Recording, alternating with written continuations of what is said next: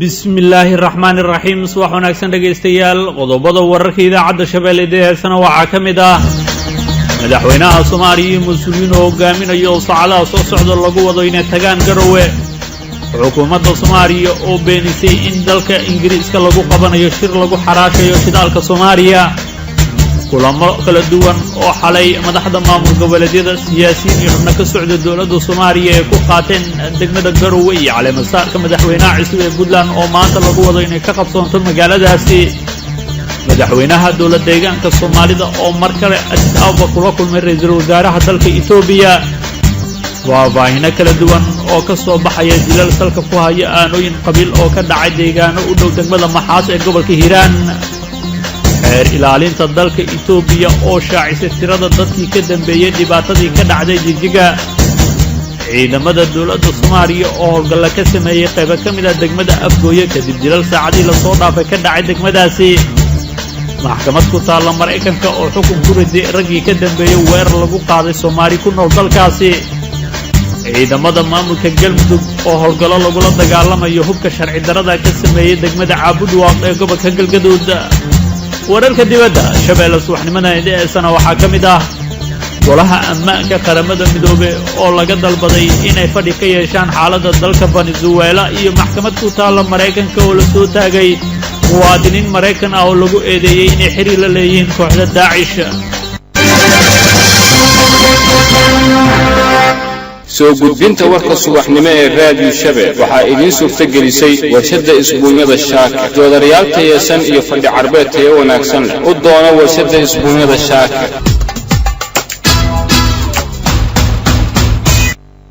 waa subaxnimo Sabtiya taariikhduna ay ku beegan tahay 26 January sanada 2019 warkaas oo dhan waxa la diyaaraa Maxamuud Cabdinaasir Maxamed Soofeysane mahadsanid guuleed Cumar Xasan bismillaahir rahmaanir rahiim dhageystayaal ku soo dhawaada warkaas oo faahfaahsan madaxweynaha dawladda Soomaaliya mudane Maxamed Cabdullaahi Farmaajo iyo wafdi uu hogaaminaya ayaa lagu wadaa saacadaha soo aadan in ay u ambabaxaan magaalada Garowe ee xarunta gobolka Nugaal dhinaca kale kulamo kala duwan ayaa xalay madaxda maamul goboleedyada siyaasiyiin iyo xubno ka socda dawladda waxa ay ku yeesheen magaalada Garowe iyadoo maanta lagu wado in halkaasi ay ka dhacdo caleemasaarka madaxweynaha maamulka Puntland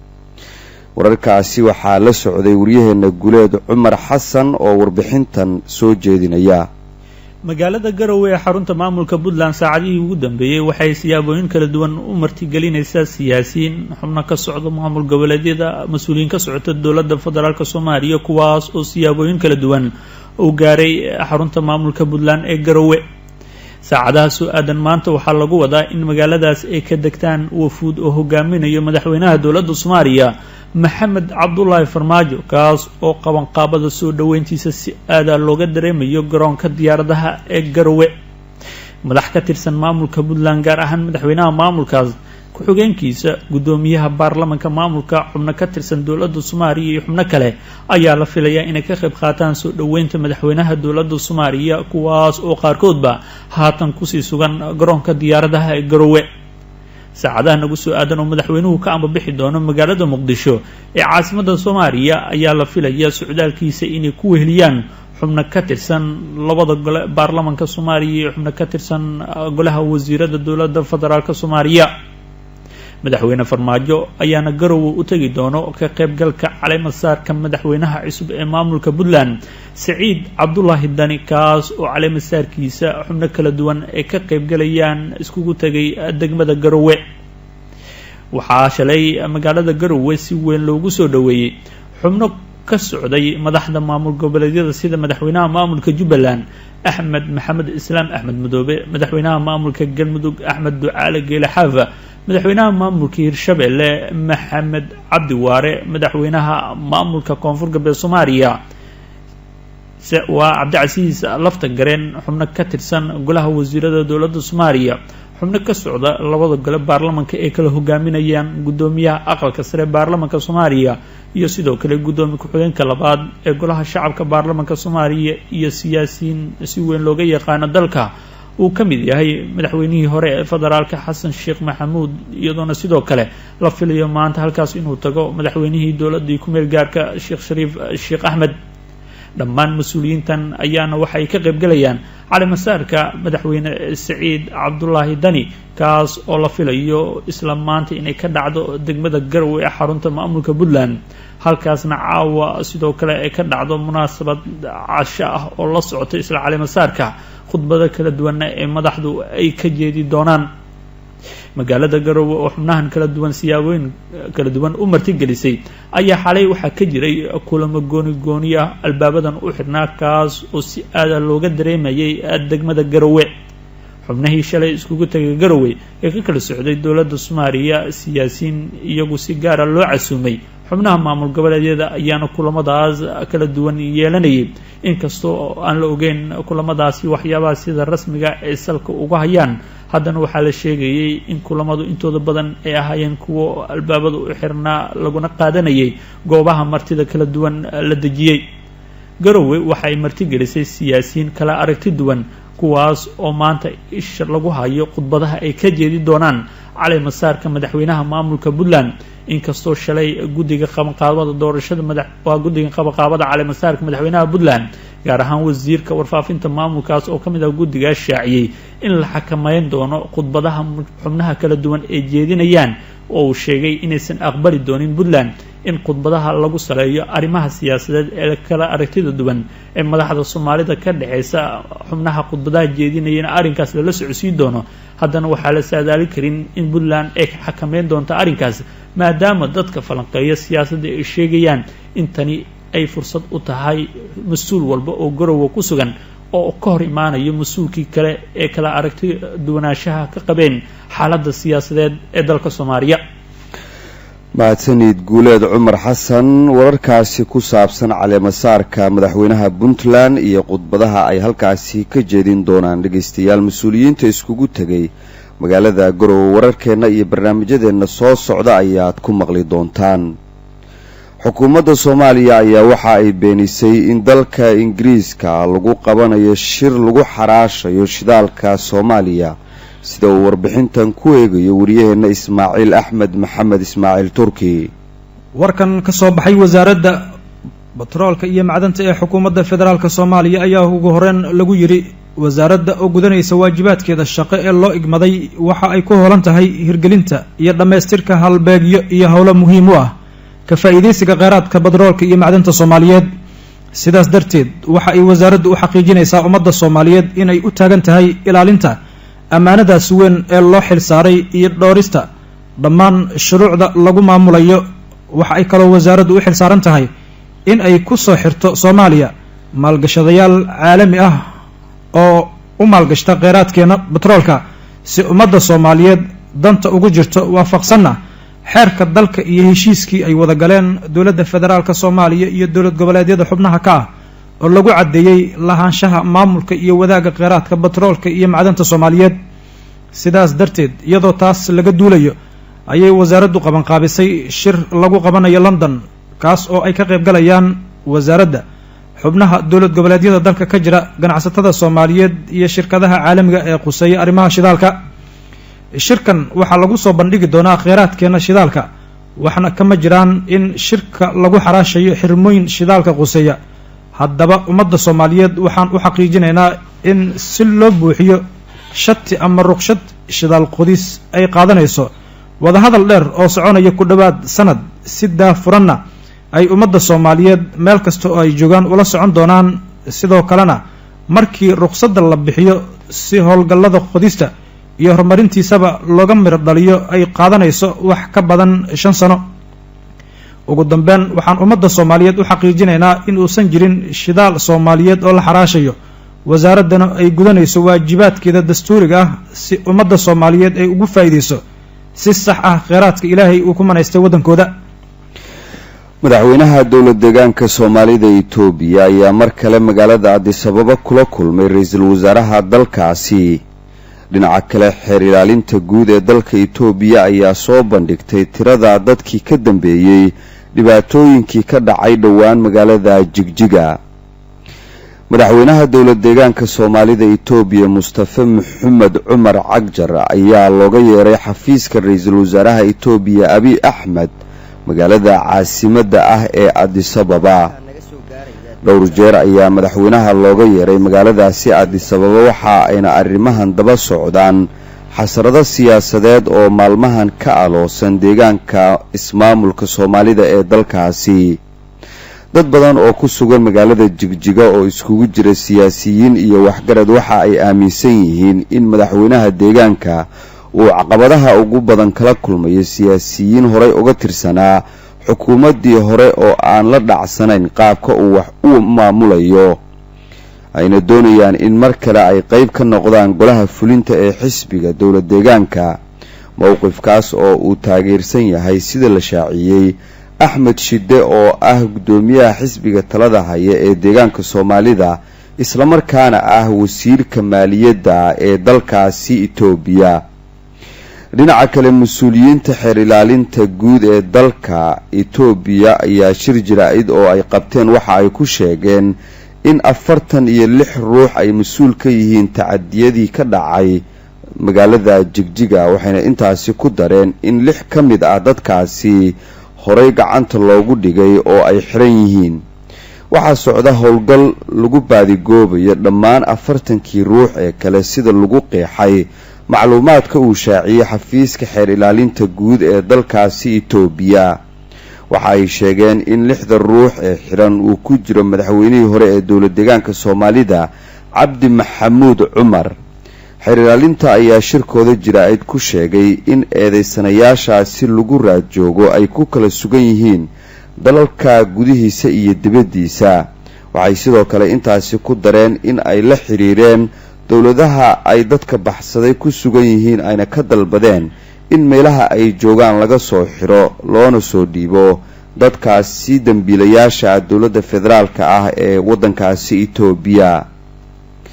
faahfaahinno kala duwan ayaa ka soo baxaya dilal salka ku haya aanooyin qabiil sida la sheegay oo ka dhacay deegaano hoostaga degmada Maxaas ee gobolka Hiiraan, sida uu noogu waramayo wariyaheena Cabdiqani Bashiir Xuseen.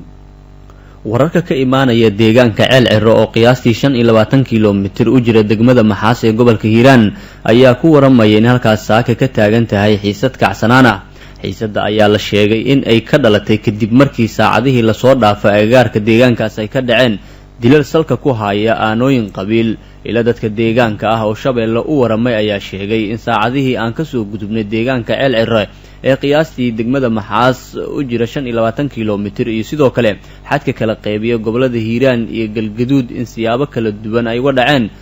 dilal qorshaysan. dadka deegaanka ayaa sheegay in ku dhawaad 5 qof la dilay, taas oo sababtay in xiisadda cirka isku sii shareerto maadaama dadka la dilay ay ka mid tahay qof haweeney ah sida ay Shabeelle u xaqiijiyeen ila deegaanka ah. mahadsanid Cabdiqani Bashiir. ciidamada dowladda Soomaaliya ayaa howlgallo ka sameeyay qaybo ka mid ah degmada Afgooye ee gobolka Shabeellaha Hoose kadib dilal saacadihii la soo dhaafay ka dhacay degmadaasi. wariyaheena Jaamac Maxamed Saalax ayaa warkan soo jeedinaya.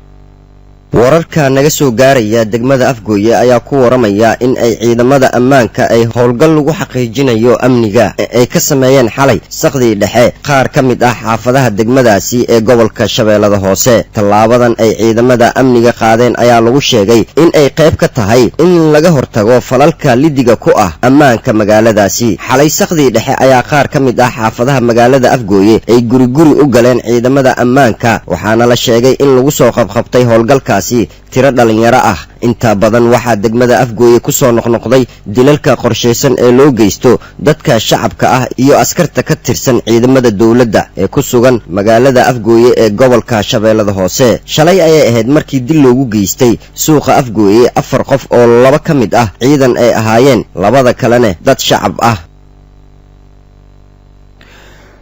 maxkamad ku taala dalka Mareykanka ayaa xukun ku riday raggii ka dambeeyay weerar lagu qaaday Soomaali ku nool dalkaasi. wariyaheena Xasan Kaafi Xuseen Axmed ayaa warbixintaasi isha soo mariyay halkan ka soo jeedinaya. eedeysanayaal Maraykan ah ayaa mar kale la soo taagay maxkamad ku taala dalkaasi kuwaasi oo loo haysto dambi ah inay weerareen masjidka Daarul Faaruq oo Soomaalidu ay leedahay kaas oo ku yaala gobolka Kansas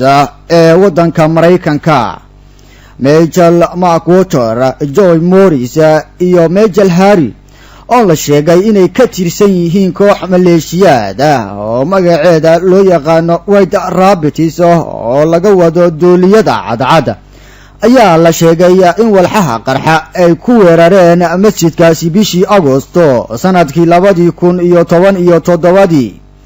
xeer ilaalinta maxkamadda ayaa sheegtay in laba ka mid ah raggani ay qirteen dambiga loo haysto oo ku aadan in masjidkaasi ay weerareen, waxaana ay sheegtay in sababta masjidka ay ugu duuleen ay ahayd sidii ay u baqdin gelin lahaayeen muwaadiniinta Soomaaliyeed ee ku cibaadaysan jiray masjidkaasi. qaadiga maxkamadda ayaa sheegay in raggani ay mari doonaan ciqaabta ku aadan falkaasi dambiga ah oo ay ku kaceen kaas oo ay ku baqdi gelinayeen dadka Soomaaliyeed. waxaana Master Harry oo ka mid ah muwaadiniintaasi Maraykanka ah ee cadaanka ah la sheegay in maxkamadda la soo taagayo bisha Juulaay ee sanadkan mar kale si dacwadiisa loo dhageysto. jaaliyadda Soomaaliyeed ee ku dhaqan Maraykanka ayaa si weyn u cambaaraysay weerarkaasi, waxaana ay codsatay in cadaaladda lama siiyo raggani ka dambeeyay falkani ay ku cabsi gelinayeen oo ay sheegeen inuu ahay fal argagixiso oo ka dhan ah Soomaalida ku dhaqan gobolkaasi. tan iyo markii madaxweynaha Maraykanka Donald Trump uu la wareegay xilka waddankaasi, waxa ay sii tarayay dhibaatooyinka iyo sidoo kale hujuumka loo geysanayo shacabka iyo muwaadiniinta Soomaaliyeed ee ku dhaqan qaybaha kala duwan iyo gobolada dalkaasi Maraykanka.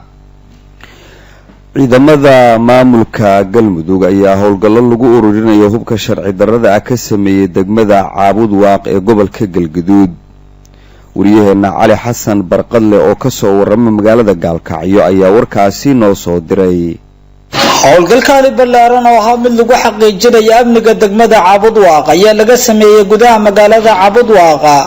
ee gobolka Galgaduud ee dowlad goboleedka Galmudug. howlgalka ayaa ahaa mid lagu xaqiijinayo ammaanka loogana hortagayo hubka sharci darrada ee lagu dhacwato magaalada Caabud Waaq ee gobolka Galgaduud. saraakiil ka tirsan ciidamada ammaanka magaalada Caabud Waaq ayaa warbaahinta Shabeelle u sheegay in ciidamadu ay wadaan howlgallo lagu xaqiijinayo ammaanka isla markaasna ay sii xoojin doonaan sugitaanka amniga iyo ka hortagitaanka falalka ka dhanka amniga ee ka dhaca inta badan waqooyiga gobolka Galgaduud. saraakiisha amniga magaalada Caabud Waaq ayaa sheegay ciidamadoodu ay diyaar u yihiin inay ka hortagaan wax walba oo qalqal gelinaya ammaanka, isla markaasna ay gacanta ku soo dhigi doonaan dad hub sharci darro ku wata gudaha magaalada Caabud Waaq ee waqooyiga gobolka Galgaduud, taasoo sababtay mararka qaar in rasaas ay ka dhacdo gudaha degmada Caabud Waaq laguna qalqal geliyo dadka shacabka ee ku sugan magaalada Caabud Waaq ee waqooyiga gobolka Galgaduud. howlgalkan ay bilaabeen ciidamada amniga degmada Caabud Waaq ee waqooyiga gobolka Galgaduud ayaa ku soo aadaya xilli habeenadii dabada rasaas goosgoos laga maqlayay meelo ka mid ah degmada Caabud Waaq, taasi oo ay ridayaan dad hubeysan isla markaasna ay u ridayaan siyaabo sharci darro ay ku qalqal gelinayaan shacbiga degmada Caabud Waaq. waxaana laamaha amnigu iminka sheegayaan inay ka jawaabayaan cid walba oo doonaysa in falal amni darro ay ku qalqal geliso shacabka ku sugan deegaano ka tirsan gobolka Galgaduud gaar ahaan degmada Caabud Waaq. Cali Xasan Barqadle Caliga, warbaahinta Shabeelle Galmudug. aad u mahadsan yahay wariyaha idaacadda Shabeelle looga soo warama magaalada Gaalkacyo Cali Xasan Barqadle. warbixintiisaas ayaana dhageystayaal ugu dambeysay warkii subaxnimo